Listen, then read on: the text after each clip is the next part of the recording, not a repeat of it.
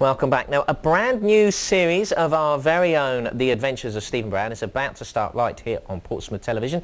In just a second, I'm going to be talking to three of the main characters. But before we do that, let's have a look at a clip from The Deeds, which is just one of the programmes that's going to be shown in that new series. Got to be kidding me, that's the best joke I've heard since the Knock Knock Who's There Doctor Who one. I'm not confessing to have changed, Steve, but seeing as you saved my life, I felt compassion to save yours. After all, I couldn't let somebody else have all the fun doing it. I can't help but feel there's some hidden agenda in your proposal. I give my word, as a fellow Mellostone of the Beta Mafu system. Inuar obliratu. Exact quo Sunstein. The hand of a friend is one that will never turn the knife.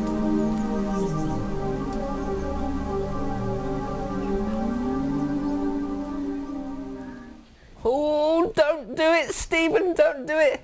You know he's going to trick you, don't you? Okay. Exciting stuff. Chris, Sarah, Robert, a.k.a. Stephen, Lizzie and The Death. Welcome to Portsmouth tonight. Chris, let's start with you. Brief resume of what the programme is all about. Adventures of Stephen Brown is really ultimately about Stephen Brown, who's an alien from the planet. And his adventures. And his adventures in time, really, and who he comes across randomly through space. But you're an alien, aren't you? I'm indeed. Well, I'm not, but... Okay, how did all that come about?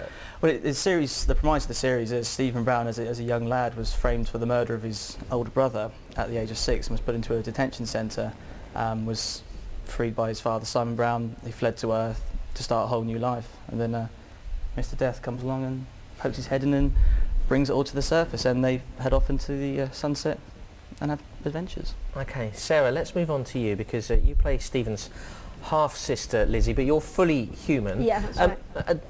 Don't think I'm being rude about the series, because it has a huge cult following, but I think it has that cult following because of its cheesy nature, doesn't it? Yeah, well, that's probably all due to the producer, who in himself is very, very cheesy and likes to have everything cheesy as possible. In fact, in one of the recent series we just did, he decided to implement a sliding door, which did consist of him with a back-to-front door pulling it to and from over a gap, which you can't really get much cheesier than that. But that's what it's all about, isn't it? Star Trek, Doctor Who, Blake 7. Yeah. I mean, it reminds me of Blake 7 a lot.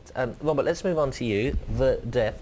We were talking then about Doctor Who, and apparently it's just been announced that there's going to be a brand new series of Doctor Who just about to start on BBC One. Do you think there's still room on mainstream television for low-budget sci-fis like Doctor Who? Maybe one day Stephen Brown, who knows? Well, I think so.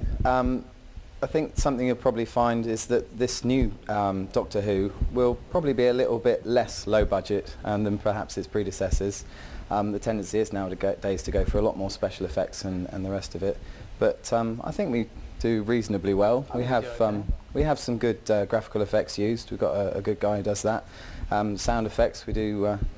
We've got some cheesy ones, but it's part of the whole thing. I think that it just adds to the air of the show. For sure, absolutely. I mean, it is low budget and it's all done locally, but you still come up with some terrific programmes. So tell me about where you film, how the sets are made, the costumes, things like that. Oh well, I think because we have no real budget, as Rob says, we sort of have to use our creativity, imagination. So a lot of the filming is done in our makeshift studio, which is in fact the producer Steve's lounge. So we've got rather limited space. This is our very own Steve Launay, isn't it? Indeed, I don't think people realise that his house just along the road there is used as a backdrop. Film studio. It's a film studio.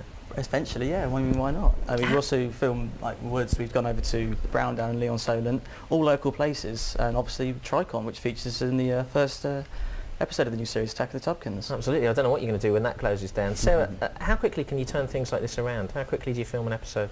Normally it's about four sets of Sundays. Normally sort of 3 or 4 hours each Sunday. Some stories obviously take longer than others. But yeah, about 4 weeks. And within that 4 weeks you would film one episode? One episode, yeah. Now, The Death, I would imagine, is one of the main characters, and if so, how did you come about playing that role? I'd be quite interested in that. Well, when he does turn up, he does play a fairly major role, but it's kept lively by using different characters, different enemies, different villains. I came about the role because I was asked to do it.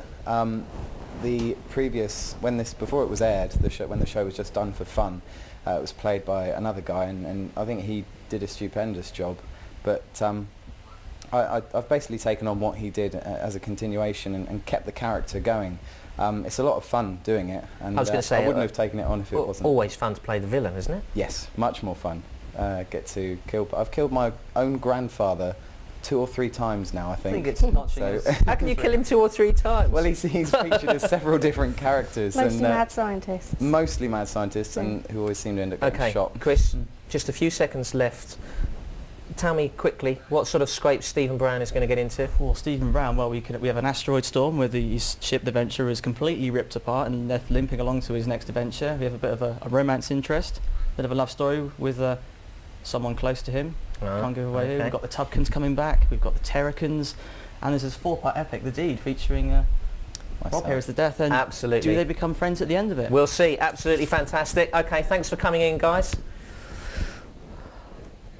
Okay, coming up after the break, we have yet more on Portsmouth Tonight.